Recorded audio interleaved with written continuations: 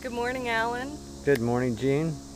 The last time we did a garden tour was September 5th, and it is now November 27th, 2010, and I wanted to show our friends and family what's been happening in our garden since we last showed them around. So, you ready?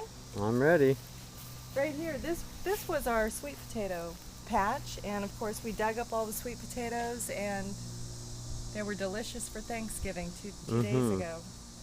But here we still have some sweet potatoes coming up, and I've planted white potatoes. This is an arugula. And now we have green beans growing, bush beans growing all around the perimeter of this little patch with the beets and, again, white potatoes growing in there.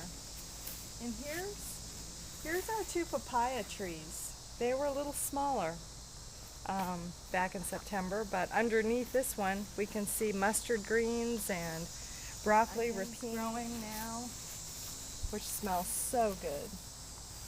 And here is our pride and joy, right? Can you get a close-up on this papaya? We are so thrilled to have a couple papayas actually growing, and I see another one and another one.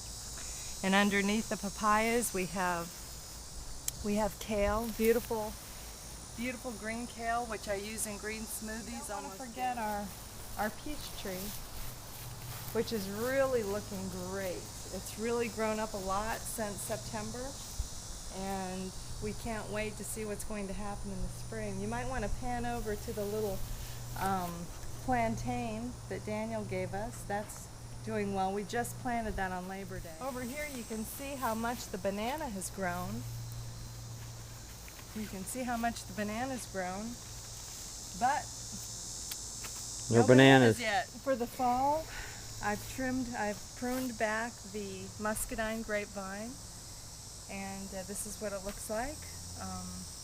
Looking forward to next summer and fall to see what it's going to do. Come on over here, Alan. In September, we had just a few little corn stalks, and I have to say that the corn did not fare well, but it did provide a nice trellis for some volunteer tomatoes and pole beans and things like that. Also, we had some cucumbers growing in there, but it just seems that we can't grow a melon. Although we did get this melon out of, yeah. Again, this was a volunteer, and it looks like a watermelon. A sugar baby. Looks like a sugar baby. Again, these are just volunteers.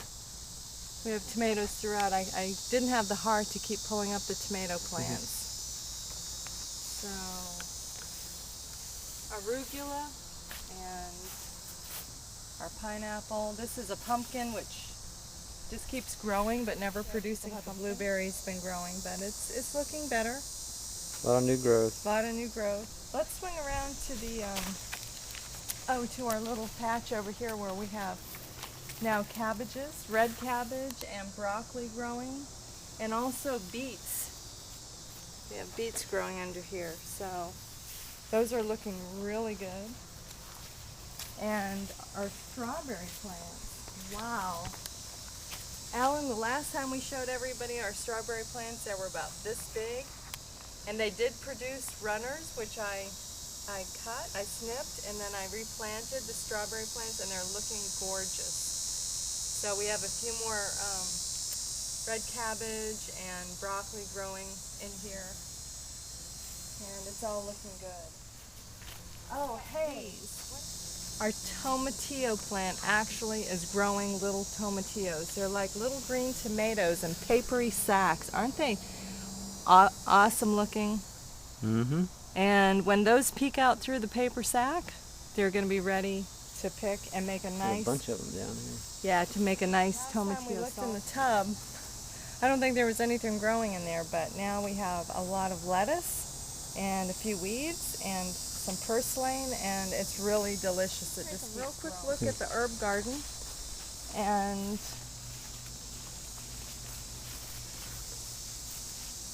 course, it's fall, so we need to plant some new herbs. But we trimmed back the lemongrass real good. There were some snakes in there, so the snakes love that. And then the Mexican tarragon is all in blossoms and is just absolutely beautiful, going to seed.